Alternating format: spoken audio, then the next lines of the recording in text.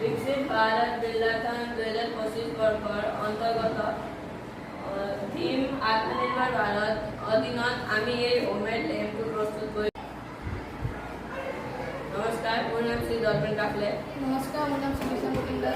नमस्कार, मेरा नाम श्री जवाहर। नमस्कार, मेरा नाम श्री अमिताभ। আমি ৰঙাচক্ৰ উচ্চতৰ মাধ্যমিক বিদ্যালয়ৰ নৱম শ্ৰেণীৰ ছাত্ৰ।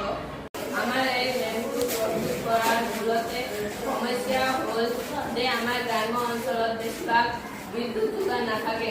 কেতিয়াবা আমি কিবা কাম বা কৰি থাকোঁতে বিদ্যুৎ গুচি যায় আৰু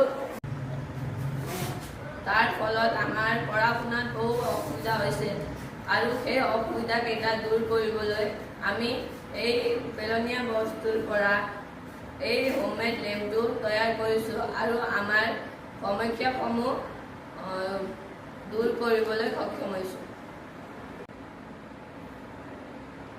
এই লেম্প প্ৰস্তুত কৰোঁতে আমি ইয়াত পেলনীয়া বটল, পেলনীয়া পাইপ আৰু পেলনীয়া বাকচৰ লগত ইয়াত বেটাৰী চুইচ আৰু বাল্ব যোগ কৰি এই লেম্পটো প্ৰস্তুত কৰিছোঁ। এতিয়া এই লেম্প কেনেকৈ জ্বলে এই আপোনালোকৰ ওচৰত দেখাব খুজিছোঁ।